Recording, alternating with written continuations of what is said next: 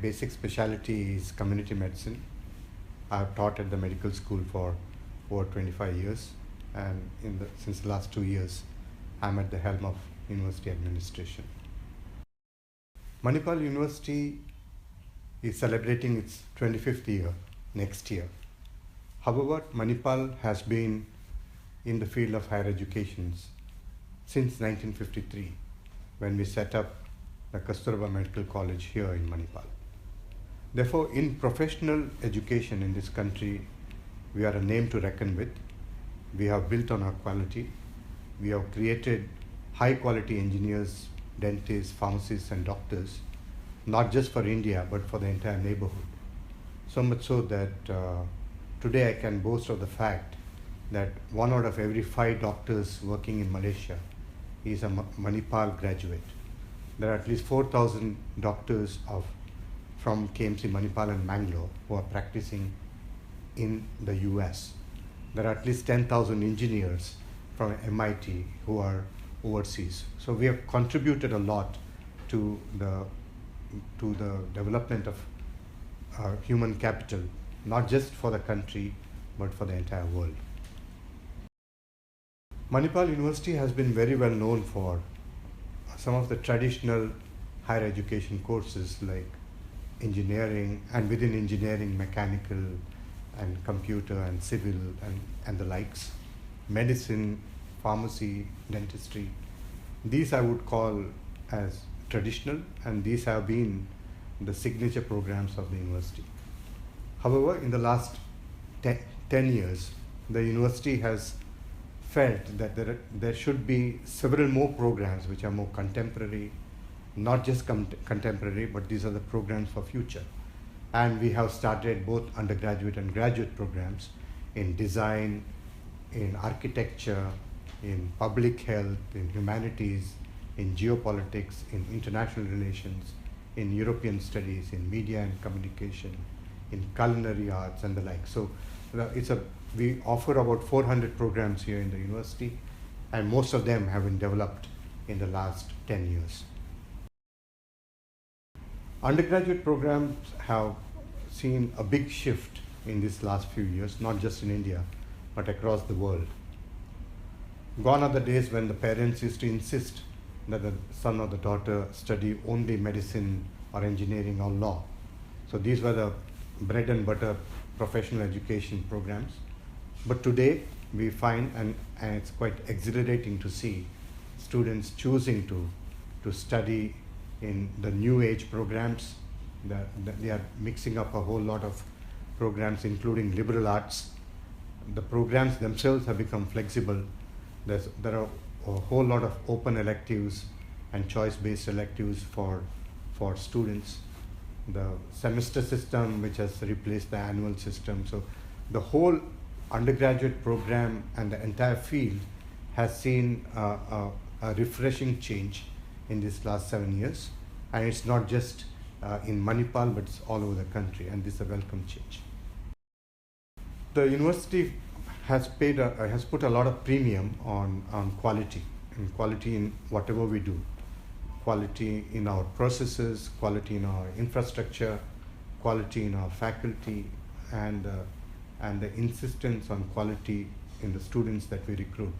So these are the basic requirements that the university has always insisted on. And I'm glad that all this insistence on certain parameters are paying us dividends by way of putting Manipal high in the ranking list in the world.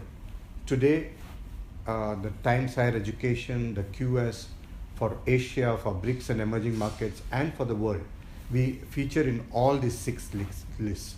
And this, to me, is an acknowledgement of the fact that the investment in quality is really paying off. And I have no doubt in my mind that in the next 3 years, Manipal will be in the top 500, if not better, in the world by any ranking standard.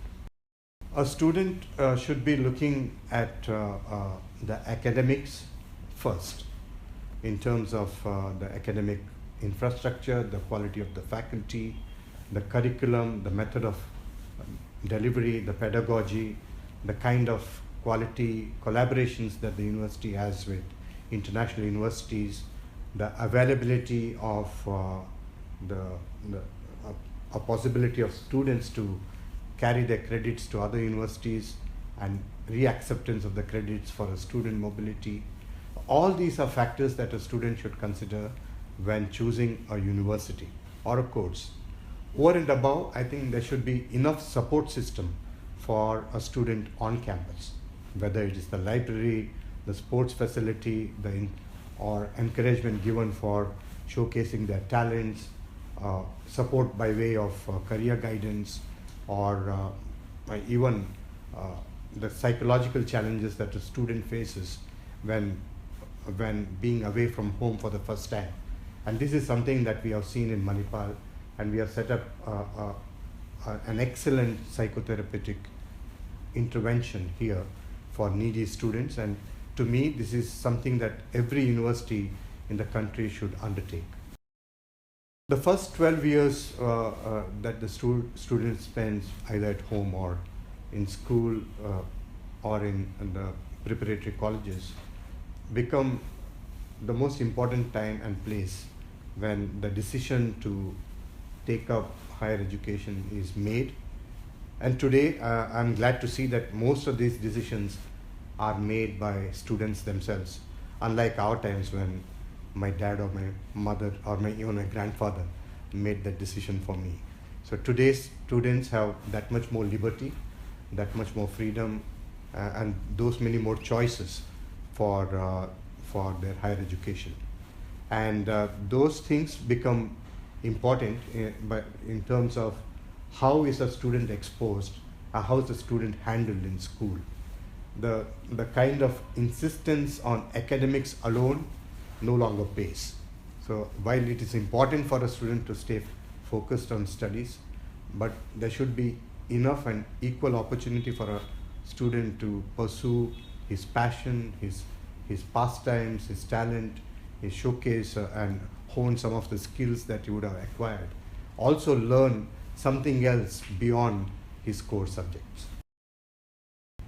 The kind of jobs that are available for students now on completion of their first or second degree in a university insist on certain things beyond the report card. So while academic excellence, performance in examinations are important, it's also important, perhaps even more important, for a student to have an internship with an NGO, to have done some part in voluntary work, to have embraced a social cause, to have learned a foreign language, to have done an internship in a country outside India. So all these become as important as the performance or as the report card. The students always get an opportunity in their summer break to do a short stint. I won't call it as an internship, but more like an immersion program. And these are some where some of the best students come on campus and do a week or two of shadowing a teacher, a doctor, a scientist, just for them to get a feel of what goes on within a lab, in a hospital, or in a classroom. That's one thing, but I'm not so much keen on the students being exposed to industry right out of high school. This is not something a student in that age group should be with students or kids of his own age. He should be looking at teachers or mentors from whom to pick up bits of wisdom, but not so much in an industry where I would reckon that some of his aspirations would be blunted. So this is not the place to be soon after high school. You get enough opportunities as students of engineering or management to do internships in your summer breaks from college, but don't do it in school. Summer programs are far better within a university campus than in an industry. Today in Manipal, I have about 135 very talented students from across the country who are doing a 3-week program here, which is conducted by an agency. And these, I would say, are some of the brightest minds in the country. And there, Manipal is chosen because it's a university town. It has faculty and labs on campus which are free during summer. And these kids can make the best use of facilities available to see and experience that university stay. So this is something that a student can do in vacation while in school. But while in college, once you come into the university, then those opportunities for doing internship industry always exist. Most of the schools in India now, most of the good schools in India, have adequate career guidance by way of either some of the senior faculty taking on these roles, or they have counselors within schools who provide this information, and also the kind of aptitude testing for students. While I'm okay with that, but there should also be a factor when a student's own opinion is considered before the choices are made. So it should not be just one choice for a student. A student should have a bouquet of choices, and the one that chooses, which he takes up, would be his own choice rather than the one made by the counselor or by the parent. The science, technology, engineering, mathematics programs of universities are some of the signature programs, but in the last several years we have been seeing a gradual decline towards preference for programs in STEM. And this is not just in India, but you're seeing this across the world as well. So there's so much so that many scholarships are now announced for students who are willing to take up STEM. So this to me is worrisome, because the entire world, the future depends on the kind of development, the kind of technologies developed by the best of the minds who come into STEM. So there has to be enough and more scholarships and attractions for the best minds to come into these programs. While the US has done it, I guess India should not lack, and we should encourage the same for our students as well. The counselors within schools have to be appropriately informed about choices, about the kind of education opportunities for students in India, outside India. And this becomes a necessity if they have to give the right kind of guidance and advice for students and parents. So my appeal would be for counselors within the good schools to be initiated into the program, to visit most of the universities, the good universities in India, also gather as much information as they can, and provide a link between the school and the university for the students also to make visits to the university. So this is a very onerous task, and this is a responsibility of the counselor to give the right kind of information to the right student at the right time. I've seen some of the technology platforms now which are providing career guidance, so this becomes a third-party advice, and I think they're doing remarkably well. I've seen at least one of them doing very well.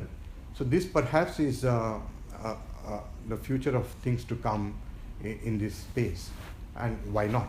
So if there is a whole repository of knowledge which is available to a student at the click of a mouse, and if there is an interface provided for the right kind of guidance, so why not make the best use of it? So I can see this happening. There are a lot more parents now seeking these kinds of counsels online, and a lot more students getting engaged with agencies which provide online counseling. And career counseling online is something which will perhaps proliferate in the years to come. The transition from a high school to a college, from a school to a university, is one of the most disruptive transitions I have ever seen. This is because the kind of identity that a student has in a classroom in a school is different from the identity of a student in a classroom in a university. So there's a big difference. There is so much more importance which is placed on peer learning, on self-directed learning, on hands-on learning within a university system, where in a school it was all teacher-centric. The school teacher, the classroom teacher provided all the information. It was a very attentive class of 30 or 40 students, and therefore so much of one-way communication that happened. A good teacher made it as interactive as possible. But once you come into a college and a university system, there is so much more liberty, so much more freedom for a student to learn on his own, to learn from his peers, and not so much from his teachers, because and so much more in terms of online courses and some of these modern developments. So this disruption at times is something that can come in the way of a smooth progression of a student. So I would request that all students coming into the university system learn to study on their own, learn to evaluate themselves, also learn from groups and teams that they are a part of. The school, at least the last years of school, the last 2 years of school, are when a student, when preparing for the university, preparing for higher education, should be looking at taking part in debates, improving the communication skill, both written and spoken, enlarge his horizons of knowledge, get contemporary with the current affairs, and do a lot of general reading. These are the times when the entire character of a human being is made. So the age between 15 and 18 is when the student is still in school, not yet reached the university, and the responsibility of the student, the parent, the teacher all converge at this time to make him as good a human being as you would want him to be. So do all the things that I said, be a good human being, be socially conscious and sensitive to the needs of the underprivileged, and then get into the university and you'll do good. The choice of an area of study always is a very debatable issue. It's a very important moment for a parent, for a student, when he has to make that choice. The traditional courses, the professional courses were always popular, but there are so many more choices now, in addition to the programs in medicine or engineering. Even within engineering, there are so many streams to choose from. Even after medicine, there are other options like going into research, or I've seen people doing engineering after medicine or medicine after engineering. So it is no longer a one-way track. So if we think that we reach a crossroads at our lives at the age of 17, when I have to put my son or daughter into university and I have to make that choice between medicine or engineering or liberal arts, I don't think this crossroad has been passed, because you get that again at 21 when he or she finishes the first degree, when the choice of a second degree also could be equally important. So therefore, don't worry too much about what my son should be doing. As a parent, I would make that decision, or let that decision be made by my son himself. My daughter is old enough to vote and decide who should be the Prime Minister of the country. I think she is good enough to choose what should be the course she should be choosing. We have more than 200,000 students who apply for 6,500 seats for Manipal University every year, and that means that only 1 out of 20, well, 1 out of 30 students that applies is successful, and 29 have to be told that they don't make it. So this is a very difficult task as an educator, as an administrator, difficult for a parent to accept, difficult for a student to know that he is not accepted. But I don't think a student should be so much worried about that. There are so many more choices within a university. There are so many more choices among universities, and therefore it's not the end of the road. But to be prepared for a competition at that age is what is important. The relevant entrance examination has to be approached with scientifically. You've got to prepare yourselves well, and the kind of information that you gather from both the university's websites or from any kind of agency that provides information about the university is good enough. If possible, go and visit that university that you want to study, and I wish you all the best.